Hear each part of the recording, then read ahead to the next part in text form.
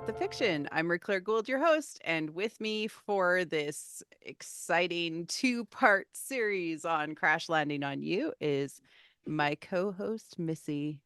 Hello. Welcome back. Thank you. Excited. Today, we are going to be talking about the second part of our story, of course, the unintended myth that we found as we were analyzing Crash Landing on You, the very famous Korean drama from 2019. One thing that came out between our recordings was Netflix actually released their stats from January to June 2023. And I found this super fascinating that Crash Landing on You actually is still doing numbers on Netflix. Yeah. Yeah. And it's one of the older ones doing numbers as well.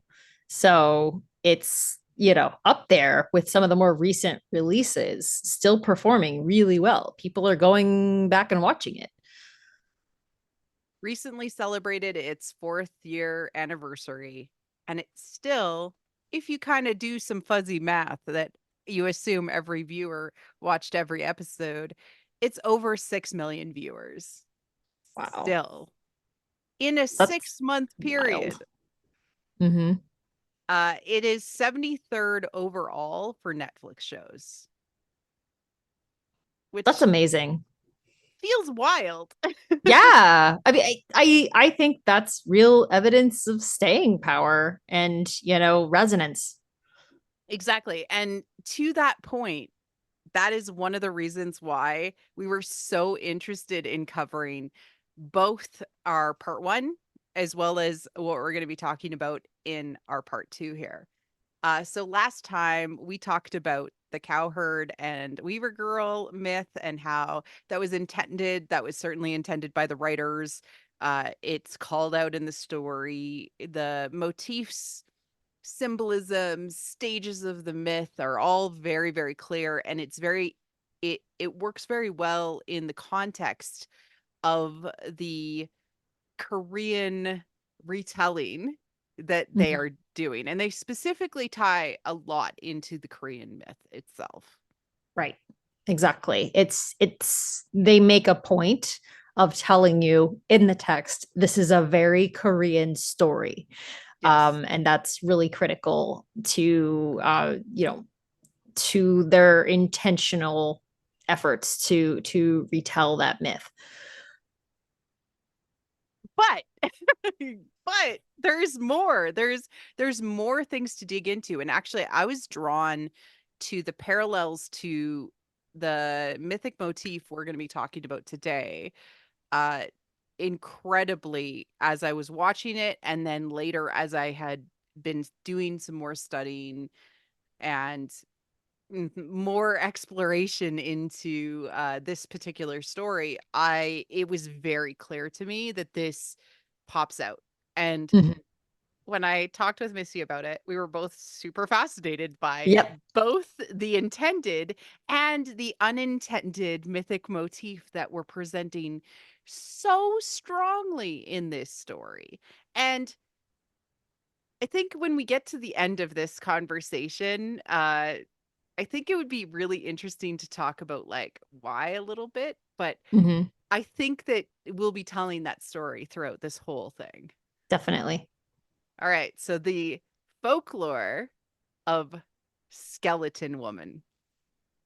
Right. Yeah. And this is, and we'll go into the whole background of this, but this is a story related by Clarissa Piccola Estes, Dr. E, in her book, which is Women Who Run with the Wolves. And this particular chapter in her book is called Hunting, When the Heart is a Lonely Hunter.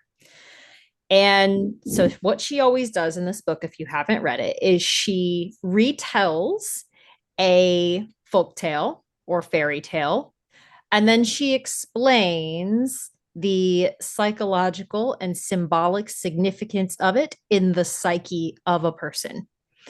And so, what I'm going to do now is read The Skeleton Woman as retold by Clarissa Estes. She had done something of which her father disapproved, although no one any longer remembered what it was. But her father had dragged her to the cliffs and thrown her over and into the sea.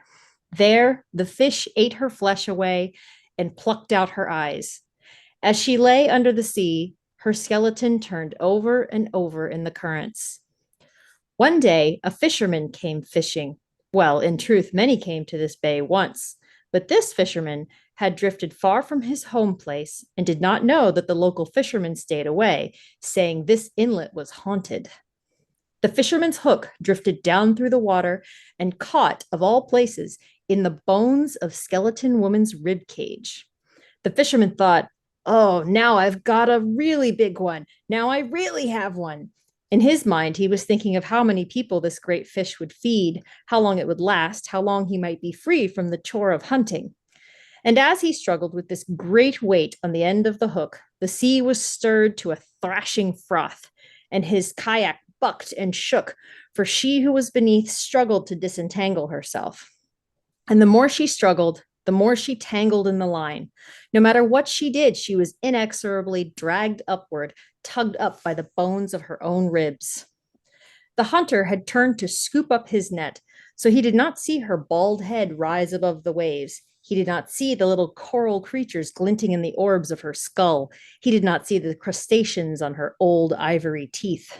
When he turned back with his net, her entire body, such as it was, had come to the surface and was hanging from the tip of his kayak by her long front teeth.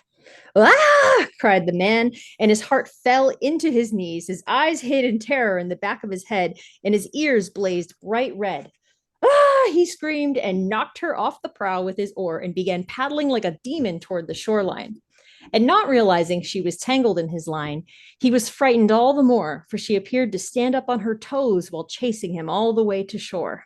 No matter which way he zigged his kayak, she stayed right behind, and her breath rolled over the water in clouds of steam, and her arms flailed out as though to snatch him down into the depths.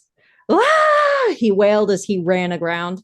In one leap, he was out of his kayak, clutching his fishing stick and running, and the coral white corpse of Skeleton Woman, still snagged in the fishing line, bumpity bumped behind right after him. Over the rocks he ran, and she followed. Over the frozen tundra he ran, and she kept right up. Over the meat laid out to dry he ran, cracking it to pieces as his mukluks bore down. Throughout it all, she kept right up. In fact, grabbed some of the frozen fish as she was dragged behind. This she began to eat, for she had not gorged in a long, long time. Finally, the man reached his snow house and dove right into the tunnel, and on hands and knees scrattled his way into the interior. Panting and sobbing, he lay there in the dark, his heart a drum, a mighty drum. Safe at last. Oh, so safe. Yes, safe. Thank the gods. Raven, yes. Thank Raven, yes. And all bountiful Sedna, safe at last. Imagine when he lit his whale oil lamp, there she, it, lay in a tumble upon his snow floor, one heel over her shoulder, one knee inside her rib cage, one foot over her elbow. He could not say later what it was. Perhaps the firelight softened her features, or the fact that he was a lonely man. But a feeling of some kindness came into his breathing, and slowly he reached out his grimy hands and, using words softly like a mother to a child, began to untangle her from the fishing line. Oh, na, na, na. First he untangled the toes, then the ankles. Oh, na, na, na. On and on he worked into the night, until, dressing her in furs to keep her warm, Skeleton Woman's bones were all in the order a human's should be. He felt into his leather cuffs for his flint and used some of his hair to light a little more fire. He gazed at her from time to time as he oiled the precious wood of his fishing stick and rewound the gut line. And she, in the furs, uttered not a word. She did not dare, lest this hunter take her out and throw her down to the rocks and break her bones to pieces utterly. The man became drowsy, slid under his sleeping skins, and soon was dreaming. And sometimes, as humans sleep, you know, a tear escapes from the dreamer's eye. We never know what sort of dream causes this, but we know it is either a dream of sadness or longing. And this is what happened to the man. The skeleton woman saw the tear glisten in the firelight, and she became suddenly so thirsty. She tinkled and clanked and crawled over to the sleeping man and put her mouth to his tear. The single tear was like a river, and she drank and drank and drank until her many years long thirst was slaked. Then, while lying beside him, she reached inside the sleeping man and took out his heart, the mighty drum. She sat up and banged on both sides of it. Boom, boom, boom, boom. As she drummed, she began to sing out, flesh, flesh, flesh, flesh, flesh, flesh. And the more she sang, the more her body filled out with flesh. She sang for hair and good eyes and nice fat hands. She sang the divide between her legs and breasts long enough to wrap for warmth and all the things a woman needs. And when she was done, she also sang the sleeping man's clothes off and crept into his bed with him, skin against skin. She returned the great drum, his heart, to his body, and that is how they awakened, wrapped one around the other, tangled from their night together. In another way now, a good and lasting way. The people who cannot remember how she came first to her ill fortune say she and the fishermen went away and were consistently well fed by the creatures she had known in her life underwater. The people say that it is true, and that is all they know. So that's the story. And I'm really excited to dive into what it means. Dive, pun intended, for both for our lovers in Crash Landing on You and for any story, true or otherwise. Yeah, and also, we often talk about how story is an excellent lens to sort of view yourself, right? Because you can look at the story and identify, and pieces of it might resonate with you. And I found Crash Landing on You to be incredibly resonant. Mm-hmm. And so too, Skeleton Woman. And when we start to dissect it and you start to see how much it it reflects our lived in experience and gives us words to talk through it, our lived experience. Yeah. Um, there's a great quote on this screen right now. What dies? Illusion dies. Expectations die. Greed for having it all, for wanting to have all be beautiful only. All this dies because love always causes a descent into the death nature. We can see why it takes abundant self power and soulfulness to make that commitment. When one commits to love, one commit to the revocation of Skeleton Woman and all her teachings. And this, of course, was Clarissa Piccola Estes from Women Who Run the Wolves as well. But Campbell often talks about how marriage equals death. Yes. And so this is a very consistent motif in that, like, once you are in union, you have sort of died to the relationship. Uh, but it is a cycle. You go through cycles in your life.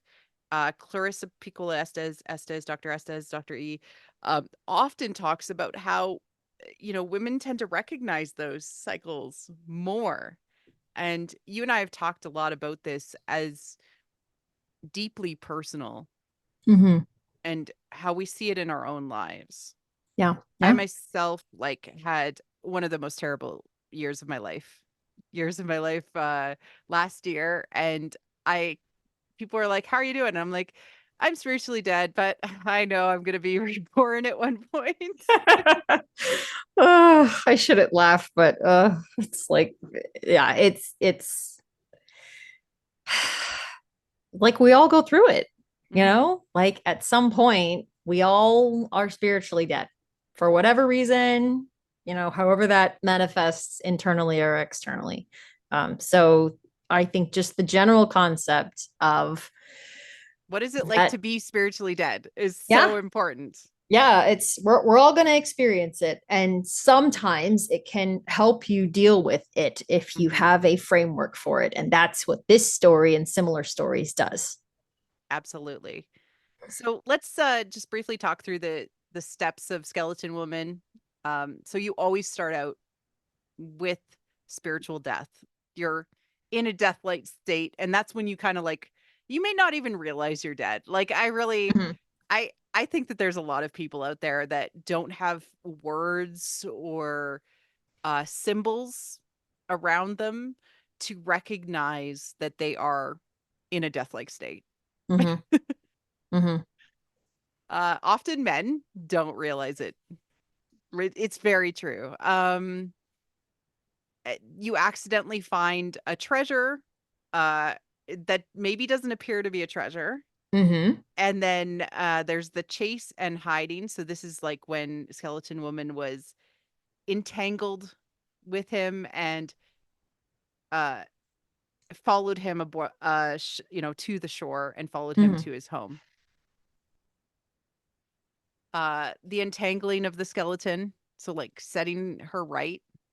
This is lining up the bones so they're in the correct order. Yep. The sleep, he just decides to sleep next to this skeleton. Yeah. Yeah. He was terrified and now he's like, I need a nap. Yeah. So that's why it's called the sleep of trust. Yeah. Giving of the tear. This is also food or water.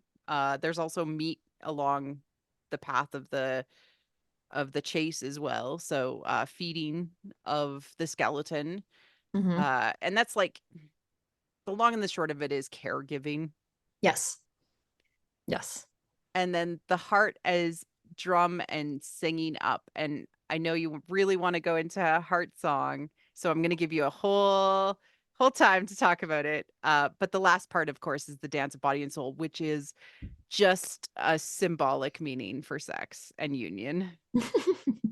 Yeah, I mean I mean, dance of body and soul, obviously, it can mean different levels of intimacy depending on, and keep in mind, we're talking about this as a romance, but this can actually apply to any loving relationship. And as we go through, Yes. you'll see the ways in which this can apply to any loving relationship. So when we talk about that last step, dance of body and soul, in the context of a marriage, yes, that's intimacy, that's sex, right? But Kissing too, or hugging, or just yeah, or being just in each other's space, union, union. right? Two But becoming one. but if this was like a parental story, which it could very well be because mo this mythic motif heals a parental fracture in a way. Right. Mm-hmm. Um, it could be just as simple as a hug. Yeah. Yeah, exactly. So Yeah. or just even just being very much in sync, Yeah. like if you're totally you're just completely on the same page, and You've reconciled and now you're working together. yeah, like Yeah. and you understand one another so perfectly, and instinctively. That is also the dance of body and soul, because you just like, if for instance, like, let's say it's a friendship, but Mhm. you are at the point where you can actually read their body language so clearly that you always know what they're thinking. Like, that's the body aspect of the dance of body and soul, right? Is Mhm. that like your bodies are in sync, even though it's not an intimate relationship in that way. So again, it's just important to keep in mind that, like, these are the stages of love. Mhm. This is what love does. And so when you understand it that way, you can see how it applies in every type of relationship. Absolutely. Mm-hmm. Did you want to talk about Heart Song now, or did you I want to I talk about it in a do. moment? I let me So here's the thing. We can talk about it now. I didn't know if we wanted to show how all of these stages manifest in the story, and then maybe do a deeper dive into Heart Song. Like the with the symbols? Yeah. Oh, okay, sure. Okay, so Skeleton Woman's symbolic motifs. Let's talk about them. So it always starts out with the spiritual death and rebirth. And this is symbolic in Skeleton Woman by her coming out of the water. Coming out of Mm-hmm. water is always a rebirth Yep. symbol. Them being entangled together, and you're gonna see this super clearly in the Yes. story with our hero and heroine. And I do think it's important to like set expectations that both Captain Ree and Siri are skeleton woman They are. and the hunter. Yes. Yes. Yeah. They both occupy the roles of each lover in this Yes. story, And they and go that's back and forth yes. between healing each Mm-hmm. other. Right. And that's, I think, part of why it's so powerful, because when we are, as an audience, watching it, both like those two aspects of ourselves, are feminine and are masculine, and all of the different pieces of ourselves are kind of Mm-hmm. seeing each aspect healing at the same time. Yeah. And there's a couple of aspects of this I want to point out. So there's also the, just that concept of the heart is a lonely hunter. This is about a fisherman, a hunter. And then, of course, when the skeleton woman chases him, then in that instance, she's kind of hunting him. And so this kind of goes back to the hunter huntress motif that you see so frequently in romantic tales, which is the idea that they're constantly changing places. One is Mm-hmm. always pursuing the other, and they're switching, like one will pursue and then get scared and run, or somehow be removed or taken away. And so then the other one pursues. And so, as you've heard Marie Claire and I talk about this so often, you have the quest for the lost bride and the search for the lost husband. And what that is quest for the lost bride is the husband is hunting the bride. And then, and in fact, in many cases, the bride is actually an animal or enchanted Mm-hmm. creature. And then the other way around, then the husband is somehow taken away or enchanted or whatever, taken into the underworld, and then the bride chases after him and she becomes the huntress in the search for the lost husband. So it's always this pull, this give and take that you have in these stories as they pursue one another. And it's a Mm-hmm. cycle that continues. Entangled together, you of course will see that, and the Oh, chasing, of course. so wait, um real quick. Entangled also is tied together. So yeah. anytime you have something that links them, so a lot of times we talk about, that red thread of fate. That's an Mm-hmm. entangling of the two characters together. Anytime you see that, you've heard us talk about hair, like a braid or any kind of rope or anything like that. That's always being tied together, entangled together. So that's really Mm-hmm. important to remember. Absolutely. Finding the hidden treasure. So this is that you discover something that doesn't look like a treasure to start with, but is, and it's usually the other person. Mm-hmm. But it could be something that you uncover about them. This is really key because this ties to the underworld motifs of finding the elixir. And this is the elixir. The other person is the elixir in this motif, in this story. And so finding the hidden treasure is related to mythological motifs overall.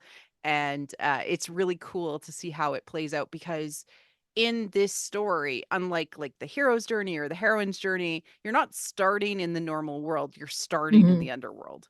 Right. And so you find the treasure immediately, and that enables you to grow and learn and return to society, but then you die again.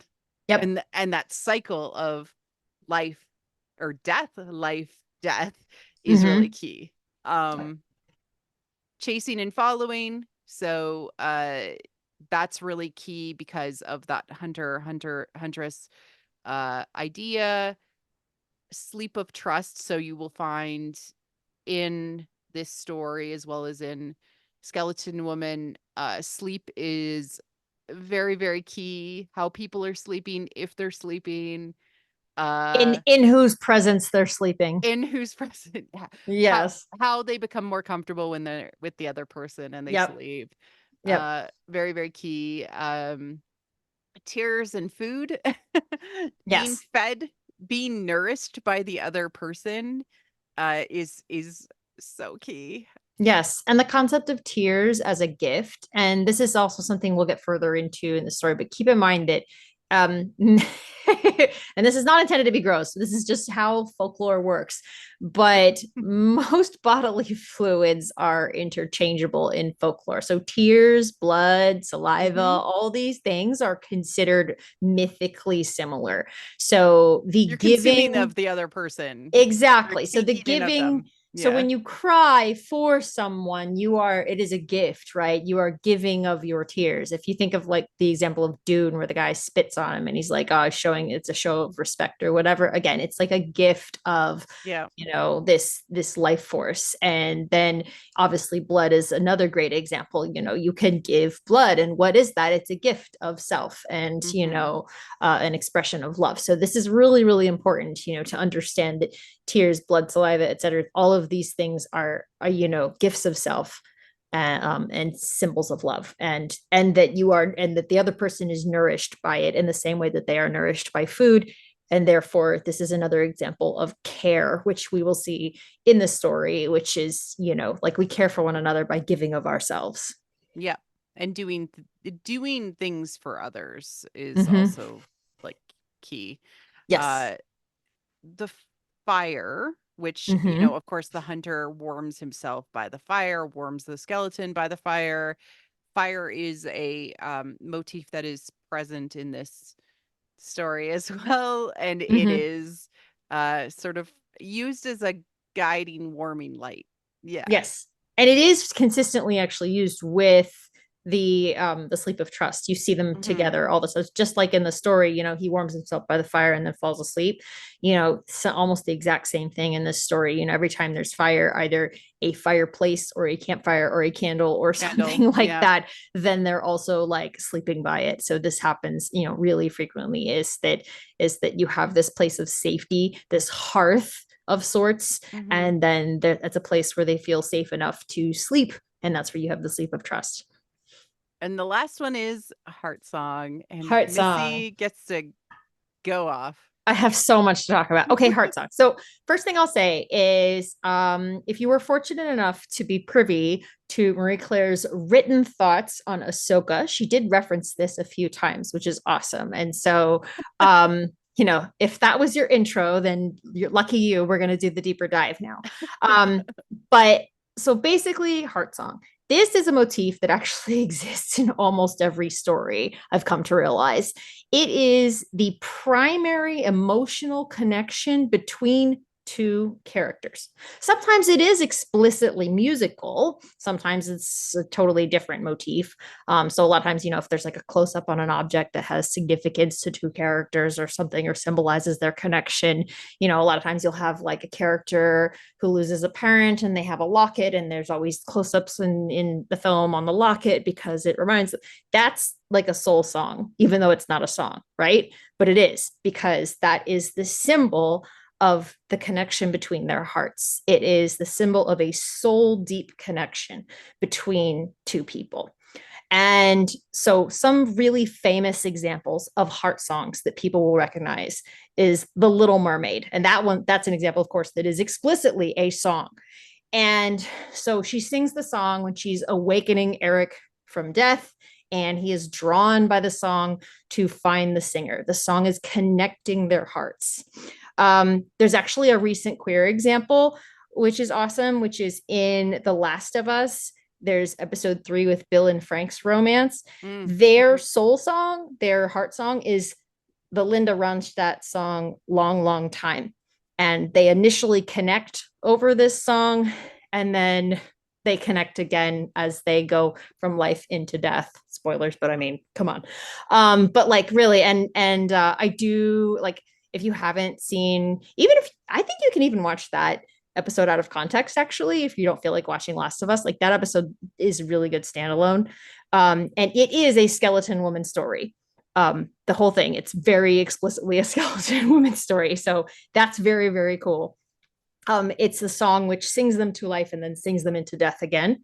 A non-romantic example, which people will recognize, is in Frozen 2, the queen has a lullaby that she sings to the girls. And then Elsa is sort of then drawn by this voice that she hears, and she's, and it's the song of her soul, but it's also her mother's song. So she's chasing after it. And then she has this whole amazing heroine's journey where she goes deep into this cave and discovers, like both her connection to her mother and her true self. And it's just awesome. But that's another great example. It's the heart song that her mother sang, which became her heart song, which allowed her to be whole in herself. And so that's fantastic.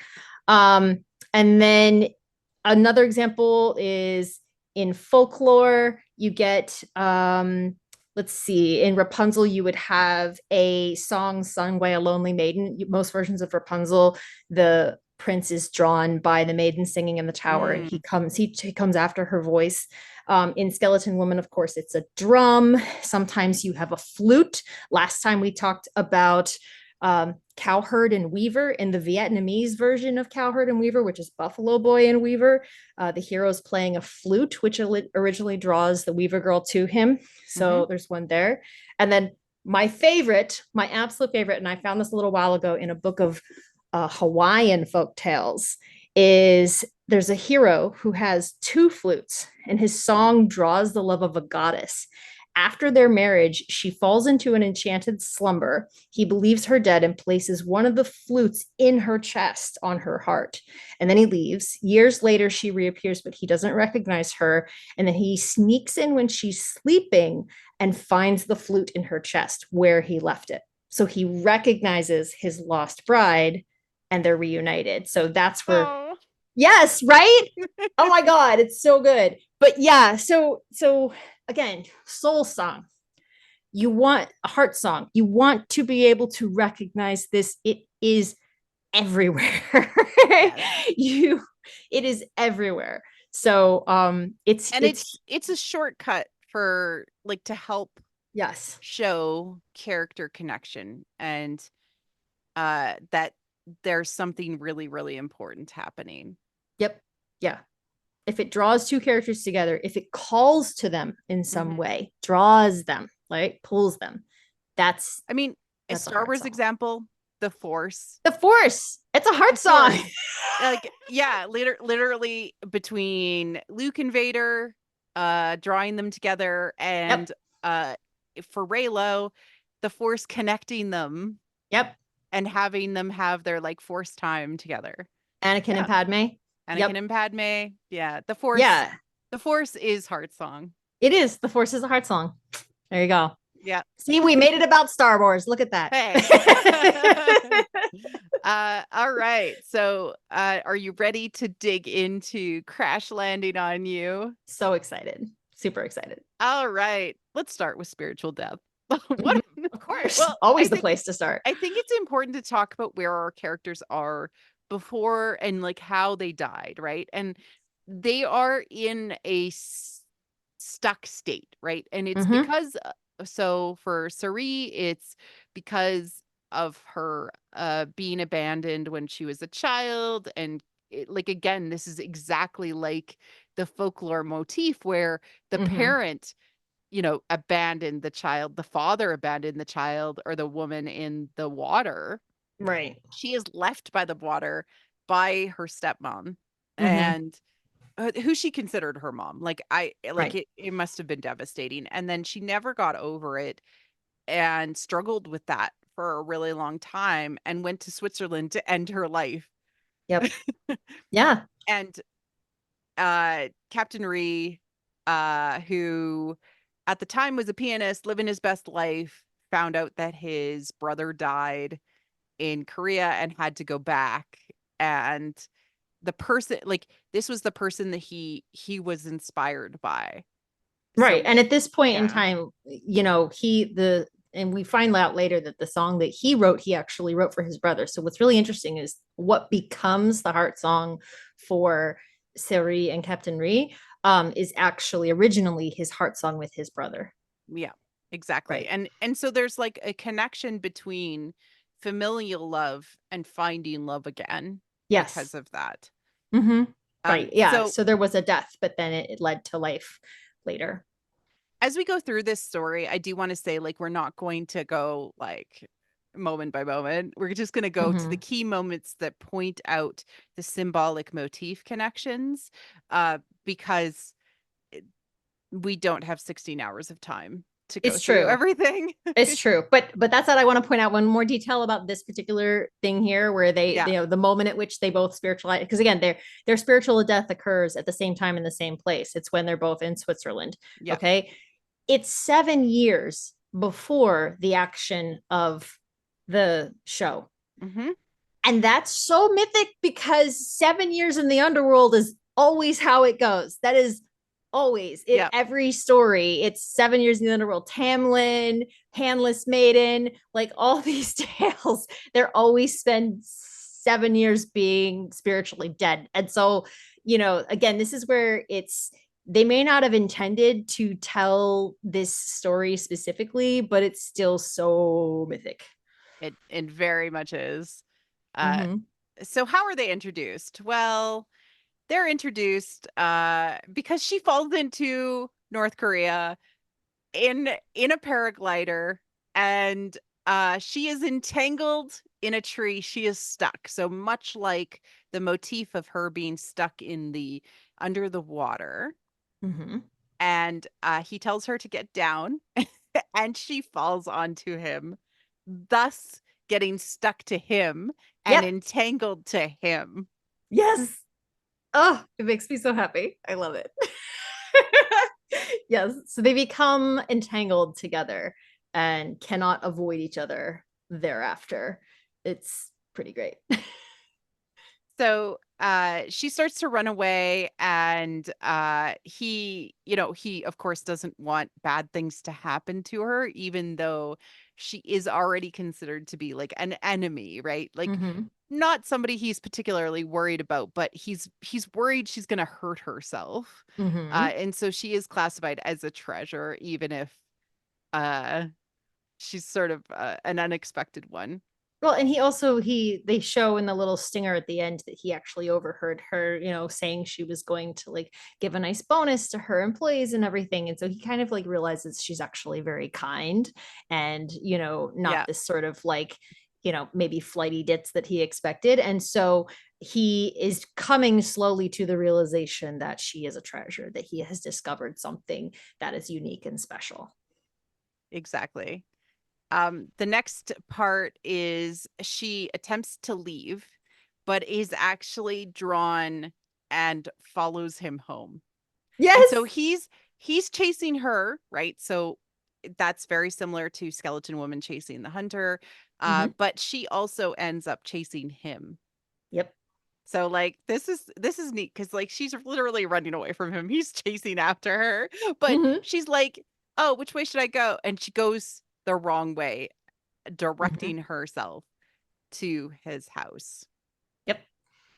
And she wanders into the village by the border, and he goes out of his way to grab her and save her from discovery and Mm-hmm. brings her home to his house. Yep. And this is something we talked a little bit about last time, was the Mhm. concept of, the capture of the bride, the capture of the animal bride is a huge thing. And that's really what, uh, you know, the hunter bringing Skeleton Woman to his home, even accidentally, that's what that is, especially since he hooked her, right, with his Yeah, fishing line and everything. He literally captured this enchanted bride. And so that's the same thing that happens here with Captain Ray. He didn't mean to, of course, but ultimately what happened was he captured the enchanted bride. And so now the hidden treasure is his. exactly.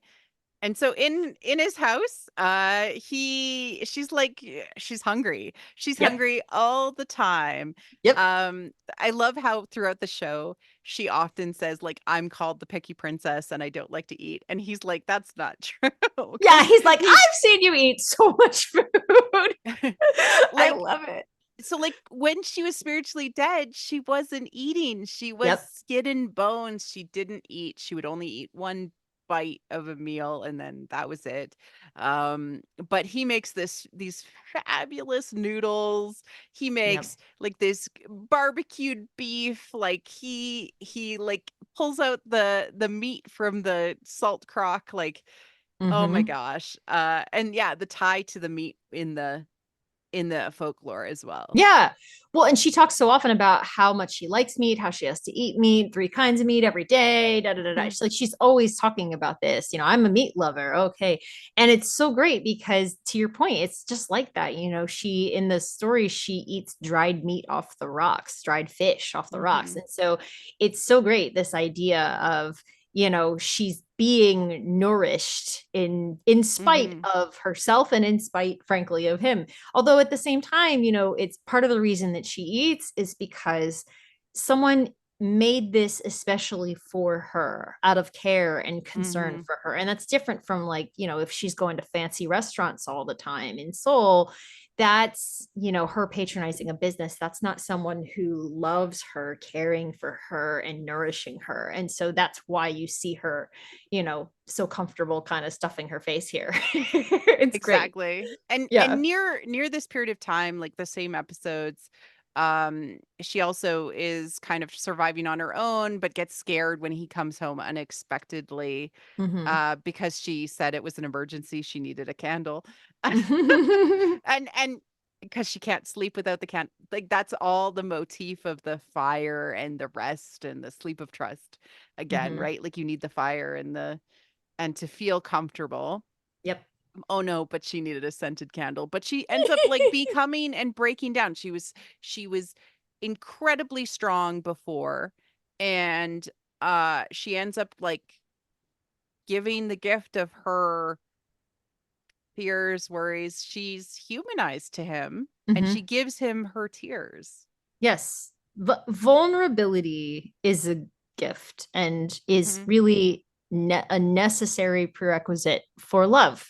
Like, you have to be willing to break down and show that soft side that hurts to a lover. It won't happen otherwise. So that's why it's the gift of tears and why it's so critical at this stage. Is it's the way in. Exactly.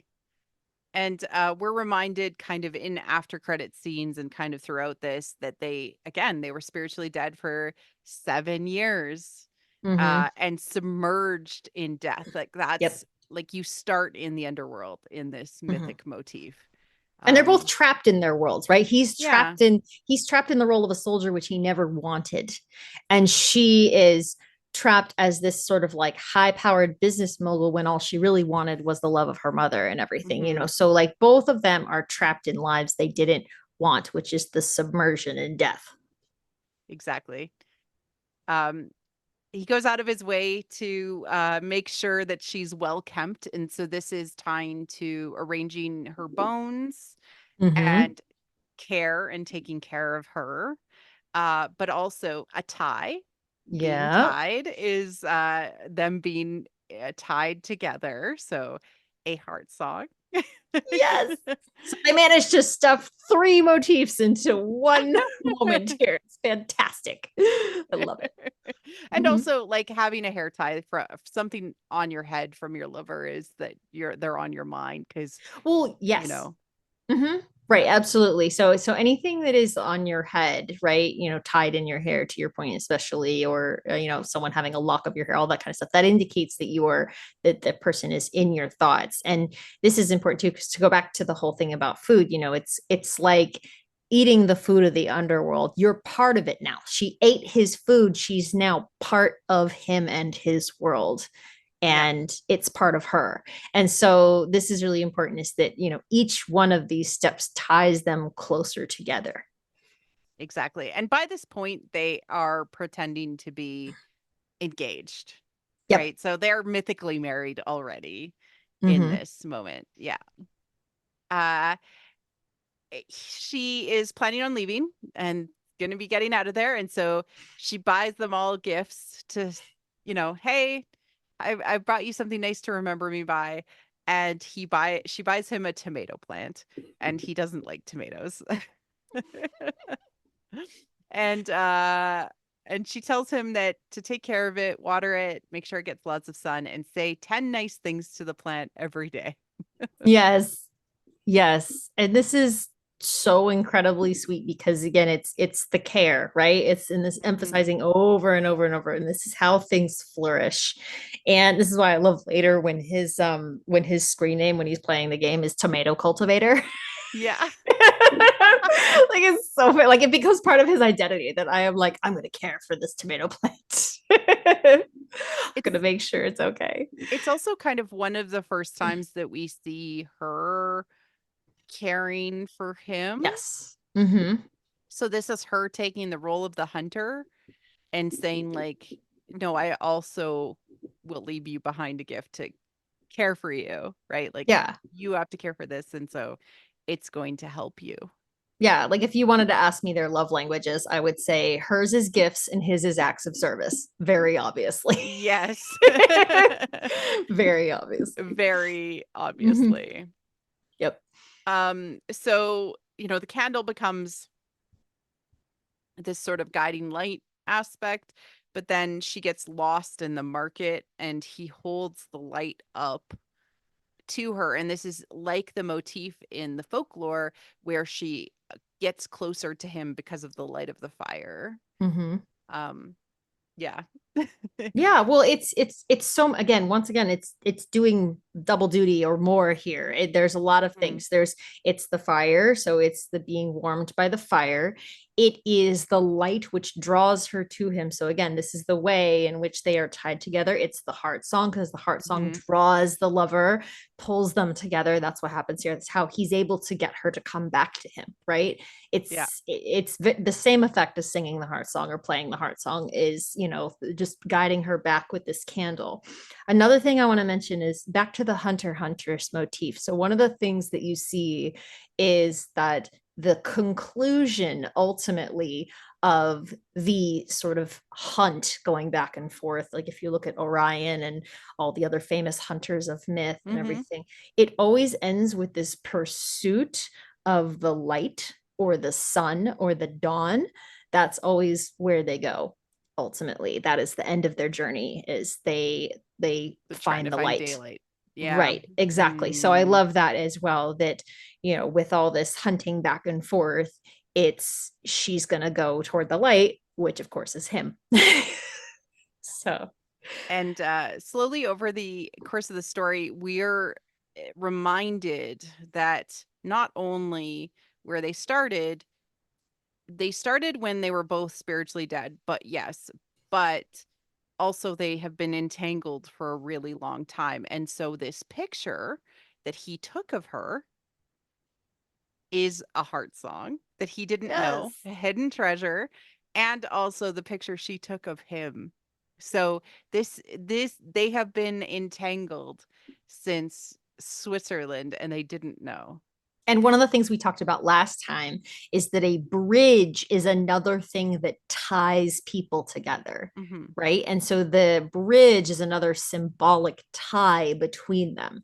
It's also, a bridge is crossing over from one world to another. So this symbolizes their passage from life to death and then eventually from death to Hmm. life. And so this is really important, the bridge. Absolutely. Um so she ends up like trying to get in good with the colonel's wife, the general's wife, so that she can help out Captain Ree and get him a better job so that she can get some help in getting out of here.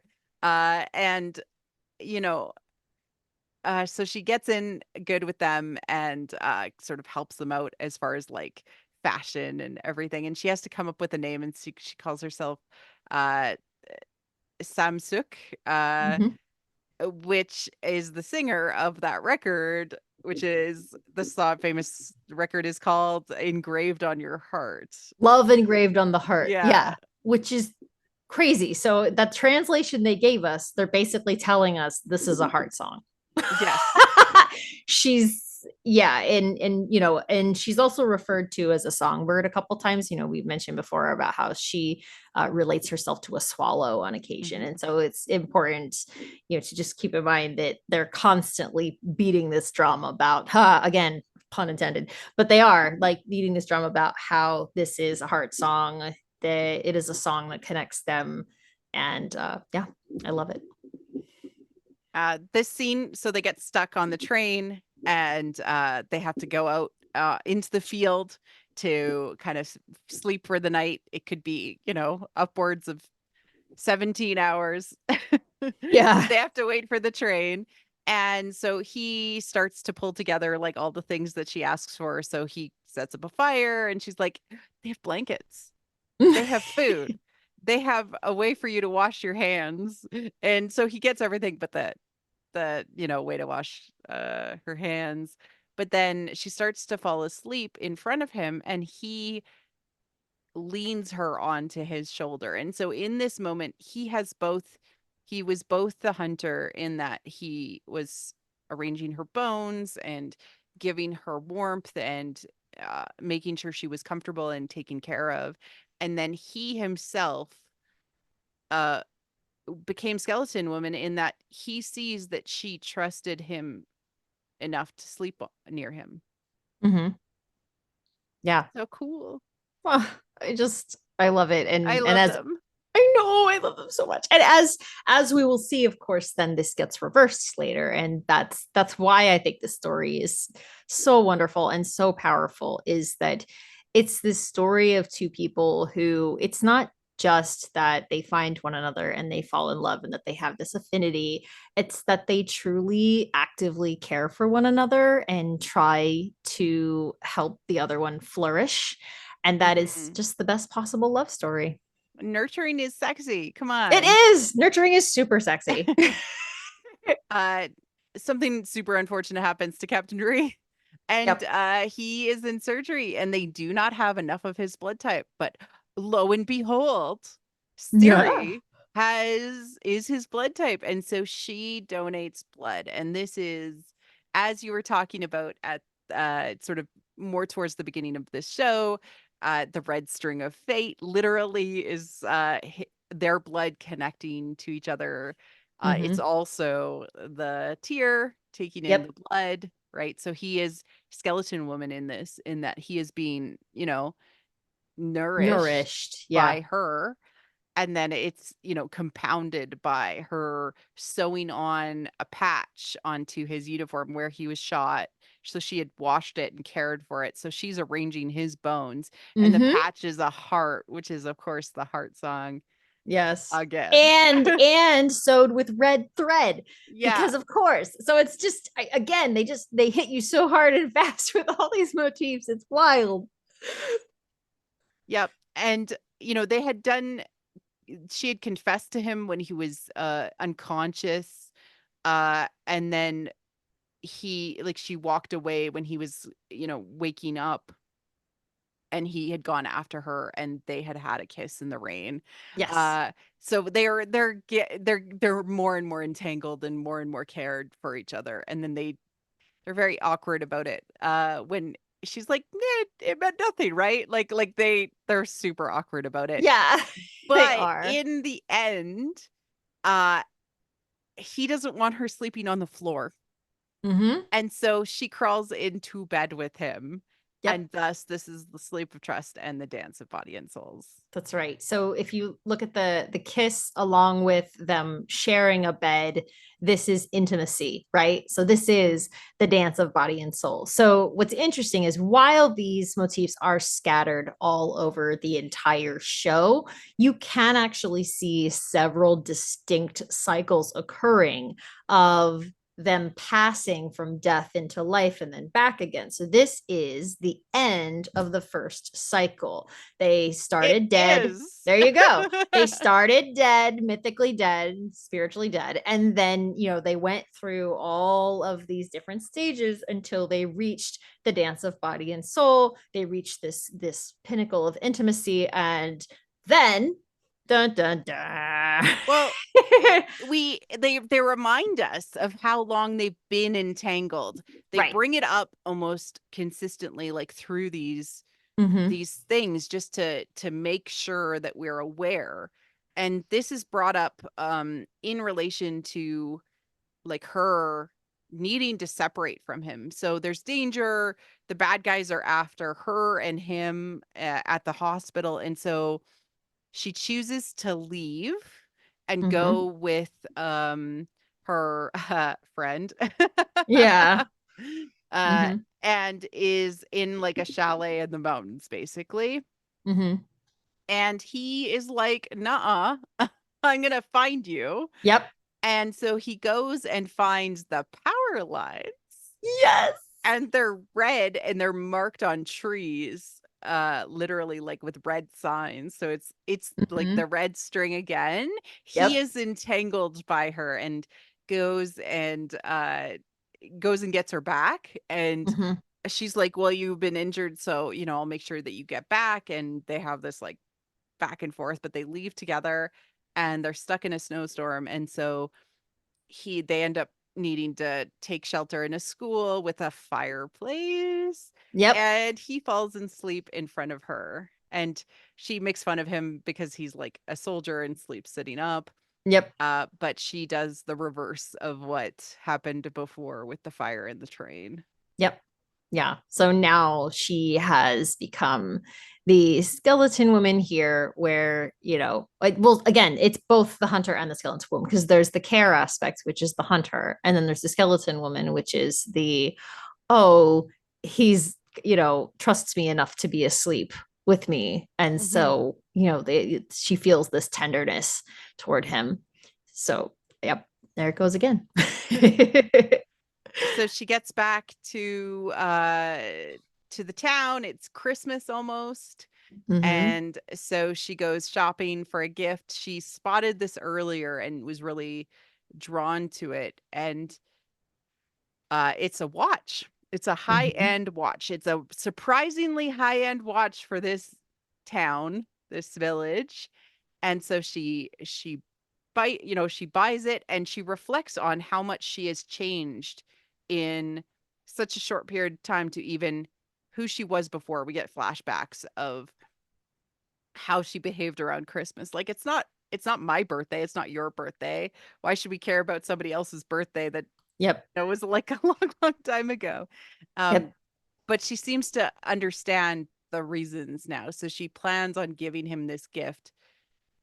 Unbeknownst to her, little did she know that this is actually his brother's watch and Mm-hmm. is a heart song Yeah. to his brother, explaining what happened to his brother and the murder and all of those things. And so it reveals way more, because that's what heart songs do, is they give you more than Mm-hmm.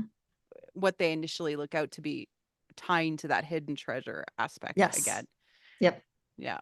Yeah. And notice that there is also a nice little red string on her gift for him, which is Yes. also the watch, which is also tying them together, which is also a heart song. And so again, All of these all things. of these things. Yep. Exactly. Yep. And she's captured and taken away, and they both give of the tears Mm-hmm. to each other, and she shares "I love you," and he is broken Yep. by this Yeah. and cries, and he It's cries and very well. it's some of my favorite acting that he does in the entire show, because you just get that he is completely and utterly devastated, like just ruined. And it makes it so powerful, because even as the audience, knowing that she's probably not really dead, right? You're Yeah. still just like so Whoa. horrified, because Yeah. he believes it, and he's just destroyed. And oh my gosh, it's brutal. Uh she is safe and has been brought to his parents' house, who his dad is actually a very, very important person in the government. Mm-hmm. And so she is given how like a place to sleep, and just like skeleton woman is given a place to sleep, and is able to go through um like all of his childhood photos and see his drawings and how he wanted to be a pianist. And she's like, "You look so handsome. It was unfair to the other kids." It's so cute. And she sees the piano, which is another heart song, because the piano was there when she was originally saved on the Mm-hmm. water. Right. which Well, is and she uses it to play the song, which she remembers, which she doesn't yet realize was his song. And so, and she, so in being in, again, in his home, even though he's not there yet, she's in his home. And so she's being cared for even in his absence. She's cared for by the things that belong to him. And at the same time, she's also rearranging his bones because these are the pieces of his life. These are the things that help her understand him. And there are scenes here where she actually flashes back to things he said or did that now make sense to her now that she's seeing his home, and she understands that he has a coded way of speaking, and she thinks back to all the kind things he did for her, the hair like shampoo he bought for her and all this other stuff, and she understands the way that he was caring for her and understanding her needs and her preferences, and that was arranging her bones in order. So it's this moment of the untangling for both of them, as well as the sort of coming to life through this realization of their connection. And I have to say, like, I wish I could play the song It's itself during beautiful. this moment when she gets up and she's like, maybe you know this song. And she plays Yeah. it, and like his face, like he is just literally like, you know the song of my heart. Like literally, Yes. Yes. like Oh that's my his God. face. And like I lose my mind every time I see this Yeah. moment, because this is the drumming of the heart. Like this is Mm-hmm. so powerful. Yeah. And I like they play the motif in the score itself throughout the score. And Mm-hmm. um this was the moment that like sold me on this being Skeleton Woman Yep. very, very specifically, other than the fact that she is obviously spiritually dead at the beginning. Yes, But the exactly. more we dug into it, I was like, oh yeah. Yes, it really is, because it is not just a song, because for them it's not just a song that connects them. It is a Mhm. song that revives them from Mhm. death to life.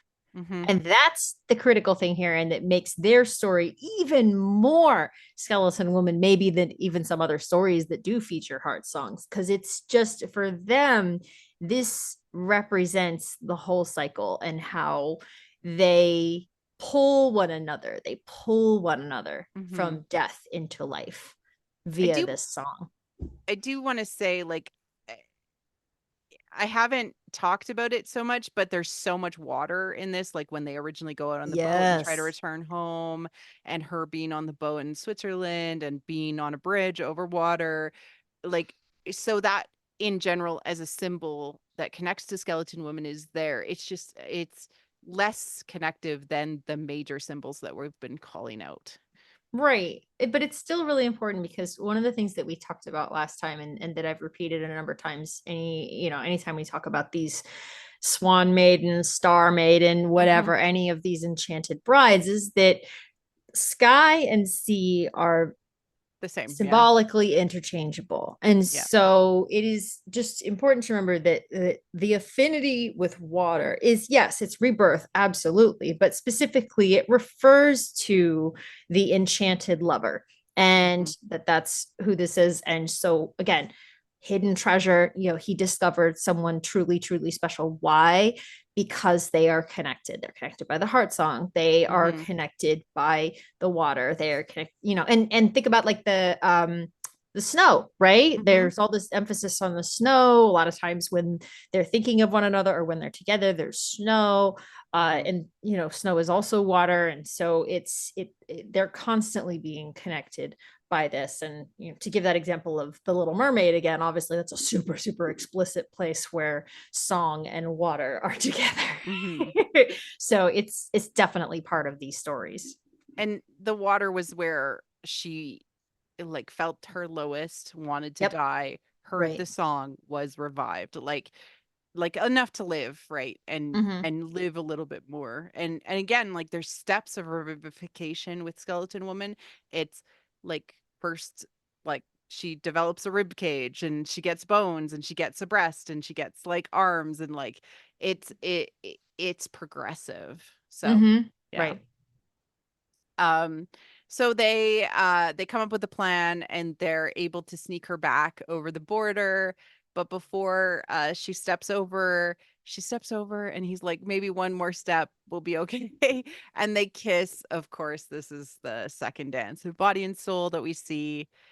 And when he returns to his house, he sees that she's left him a message in the books, which is something that she recognizes as part of him. So she Mm-hmm. has arranged his bones for him, Yep. and she says, "I love you" in the books, which Ah. is so good, so good. And the cycle ends again because they're separated. That's right. That's right. So they have that moment, that dance of body and soul, that intimacy, that union, and then they're separated and they're back to spiritual death again. Yep. And lo and behold, she's trying. She is really trying to live again Mm-hmm. in her life, and she certainly has become a more thoughtful person to those around her, caring for those Mm-hmm. around her. But she's almost in kind of like a dreamlike state. And when he shows up, she actually doesn't even really believe that it's like him. Yep. And so, of course, this shows like her spiritual death or dreamlike death that she is in as the start of another cycle. Yep. Yeah. And it's so fascinating because like they show these moments leading up to her seeing him where, to your point, she's trying, but she also just keeps being reminded of him and she keeps Mhm. wanting to tell him about her day. And she wants things physically, she wants things to be like they were when they were together. So she finds that she's not actually super comfortable on her bed and so she like gets onto the floor, like, I mean, so she's just doing whatever she can to feel closer to him. And that's Mhm. how that she's, in spite of her best efforts, she's still symbolically dead. And then she thinks she's dreaming because she's asleep, which is also death. Exactly. Mm-hmm. She's in danger and he has decided to protect her from the bad guy. And she calls out to him and he calls out to her. So it's like listening for their song. Mm-hmm. It is also them being entangled, right? They know each other so well that they can get each other out of situations. Yep. Um, but we are again reminded of that day that she had originally died, because that's also part of like the the problem with that needs to be healed in Siri is uh her being abandoned in the sea, just like Skeleton Woman. And I love this line that ever since that day there's been a chilling night sea in my heart. Like, yes, you're Yeah. dead. Yeah. You're Yeah. spiritually dead. And this is why she doesn't, again, despite her love affair, this is why she doesn't stay spiritually alive for very long, because Yeah. this has not been resolved. And so she won't come alive until she repairs that relationship with her mother. Yeah. Who, finally starts to get it throughout the course of having having her back, having her changed, also having Captain Ray around. Um yeah, Mhm. helps her see. Um they exchange another heart song. I love it. I'm obsessed with this scene. I mean, it's what I love about it is that it's so simple and straightforward. Like it's literally like, oh, cute. He got her a gift. Oh, it's a ring. Oh, wait, no, it's two rings. Oh, wait, it's a marriage. Yeah, they're Like, married. exactly. And I love it so much because it's adorable, but it's also just, it's so straightforward. And that's, we've joked about this obviously with other things like Willow and some of the other shows and movies we watch. Like subtext is for the weak. Yeah. No, Sometimes you just gotta put it right out there. yeah, like So we've talked about this, how sometimes directors and creators and writers overestimate their audiences. I don't think that we talk about symbolism enough in our culture, and yeah. it is a language. You have to become literate with it. Mm-hmm. And by watching shows and seeing how you react to it's really important. Yeah. Yeah. Yeah, it is. So they are married. It is another dance of body and soul. And critically, this is, the moment of greatest union before the Oh my next God. death. The cycle ends again because another life cycle begins in that reversing roles, although we didn't see him get shot earlier. She takes a bullet for him this time Mhm. and ends up in critical condition. Her car is red. There's red blood. There's their connection is real. She is willing Yep. to expend her life for his. He is willing to expend his life for hers. Yep. Yeah. And so while she's in the hospital, he sends her like this thing where he plays the piano and gives her the song, the heart song Yeah, again. he records it for her. Mhm. But he also, gives her advice and does things for her and sets her up for success and shows her how to live a better life, arranging her bones correctly. Yeah, he leaves her food and recipes so that she knows how to cook for herself. He Yep. even thinks of the fact that she's shorter than him and moves things to a lower shelf so that she can reach it. So Yeah. he's, like his level of care for her is just so incredible. And as you said before, so sexy. Like he's so hot all the way through this entire show. But this scene really does it for I me love it because when he's when he just being squats so down sweet. and he's like, "Oh Yes. wait, she can't reach." Yes, I love it. It's so great. It's so cute. So yeah, I love it. I love them. I love them so much. Uh and so he is heading home, and this scene where they are saying goodbye at the border, it's so dramatic. I love it so Yeah. much. Oh my gosh. And you've Um probably seen people post this scene all the time on social media, as they should, because it's great. but he recognizes that you came into my life like a gift, i.e. our treasure, right? And Mhm. so they are starting another cycle again, even though they are separated, because they Yep. recognize the love and the care. And he leaves her these text messages where he basically does an entire year. It's another heart song because he's there, right? Like Mhm. he's Mhm. sending her love over the wires, like radar love. Mhm. Yep, exactly. And he leaves her this plant where she can care for it, just like the tomato plant. Oh. Um, and the last message to her is, "Let's meet in the country where these flowers bloom." And it's Edelweiss. It's So of Edelweiss. course. I love it. So it's just again, it's so many things. Like look at how it's also tied with a red string. You can see that it's the place where they met, the place where they first heard their song together, or he played the song Where and they she were heard the first song. entangled. Yep. Right. So they were entangled there. That's where their heart song was. Everything comes back to Switzerland. Yes. Switzerland ends up being heart song too, which is Mm-hmm. great. Yes. He also leaves her a message, "I love you, Yoon 3," which is her full name, which he did in the books. And like it was like one-upmanship, next Yeah. level.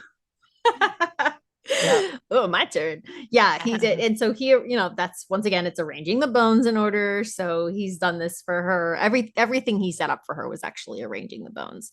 It Mhm. was, making sure that she is cared for and that she can live. And so this is the thing. Keep in mind, this is in the skeleton woman's story. They say that when he's done arranging her bones, she is in the order that a human should be. And so the idea Mhm. is that she is set up for flourishing. He has made it so that she can flourish. And so that is what happens here. He prepares her to have the flesh sung onto her bones. And then you see her throughout the year, like truly taking this seriously and doing the things he tells her. He even tells her, like, don't sit too long, get up and exercise, and she does. And so Yeah. she's really, and he says, don't be alone, be with people, make sure Yeah, you eat celebrate. meals Yeah. with people, Right. celebrate Yeah. things like Yeah. And so becomes she an does. expert in the lunar calendar and all the holidays that, folk traditions within Right. Korea. And so she starts to appreciate like her culture And more if you because, compare this to yeah, their last separation, where she wasn't handling it well and she wasn't really successfully caring for herself and she wasn't flourishing, this is very different because while she misses him and while the separation is obviously very feels permanent. painful. Yeah. Yes, and it feels permanent, it's painful, everything. She is still living. She is Hmm. still alive, and this is really key to, and this being the final cycle in their story, their passage from death to life. And we'll get into what that means right at the end. Yes. And he makes sure that um that she knows, hey, we're gonna go and meet in Switzerland. And so she goes and like tries to go there for Yep. a while, right? To set up things. She tricks her brother into setting up a foundation to Mm-hmm. support uh like Musicians. musicians in Switzerland. She goes there for 2 weeks out of every year, and she makes sure that it's on their radar to bring in people from North Korea. Right.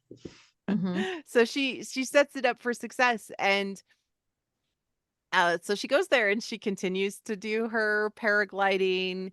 And she's like, I'm great at the in the sky part, but when I'm on land, I always land like this, all entangled. Yes. And she's like, I never land in the right place. And he's like, I think it was the right Yes. place. Because Yes. he's standing there. Oh, I love it. Yes. Yep.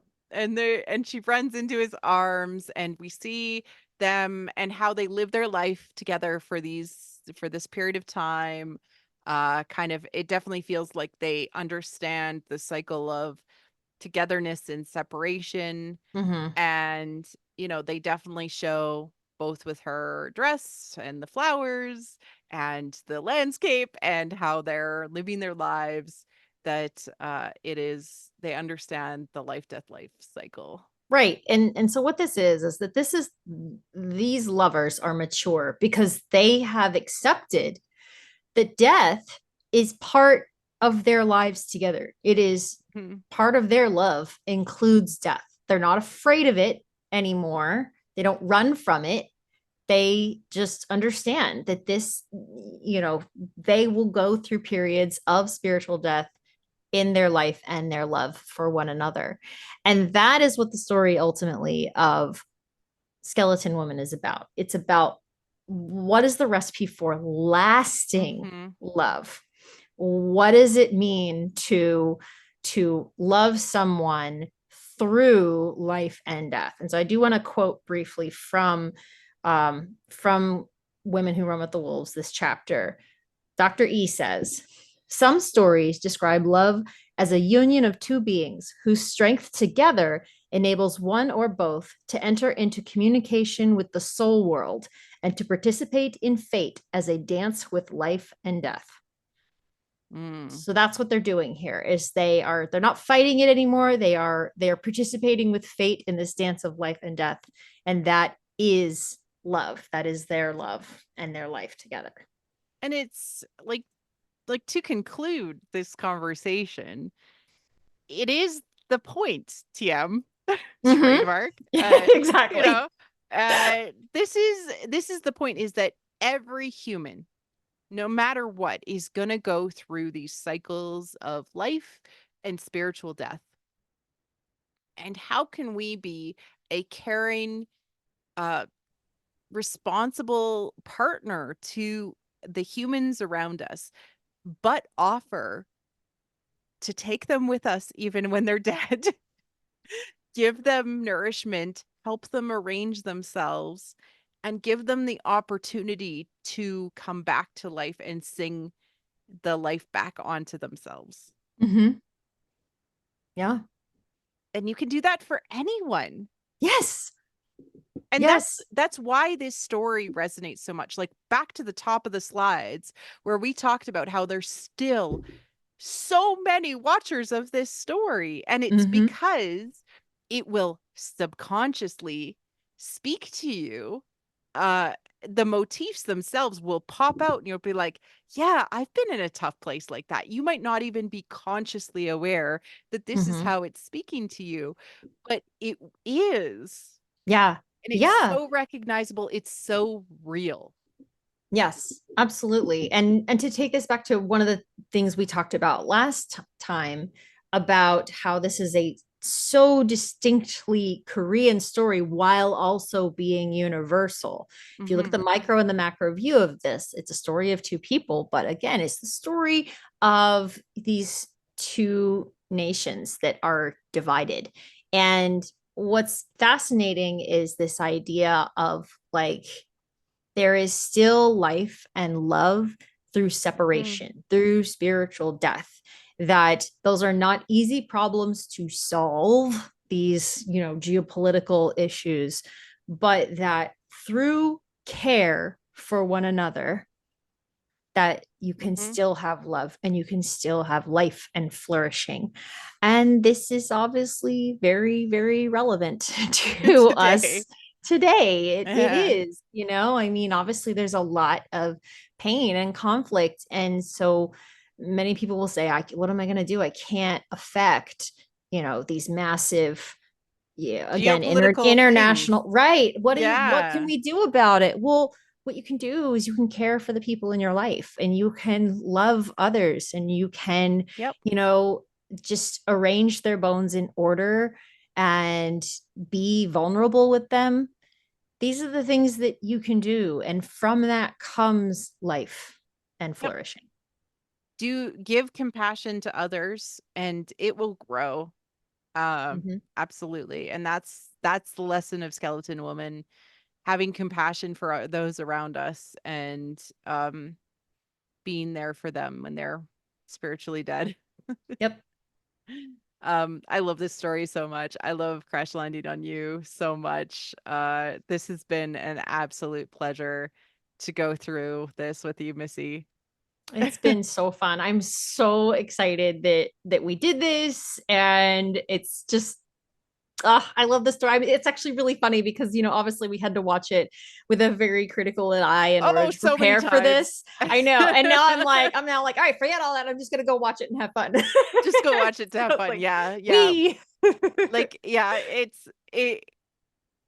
this was a really good experience for me to Mhm. deep dive into this and really help people, I hope, see these motifs in their story and also recognize them in their own lives, Mhm.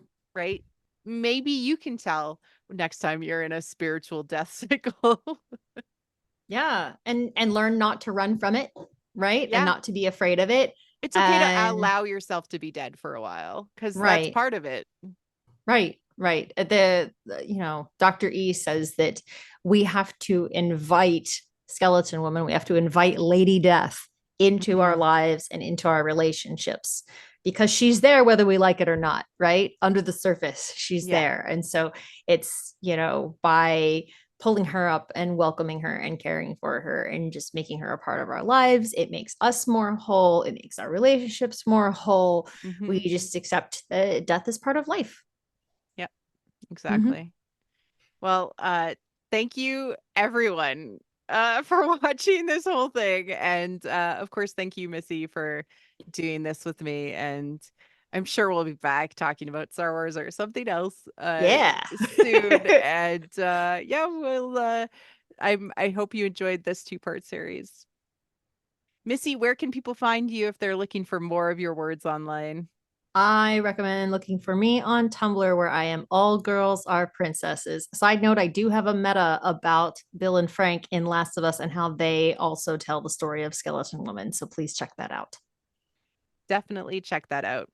And if for some reason you watch this without watching our part one, go watch our part one. Mhm. All right. Everybody, thank you again and cheers.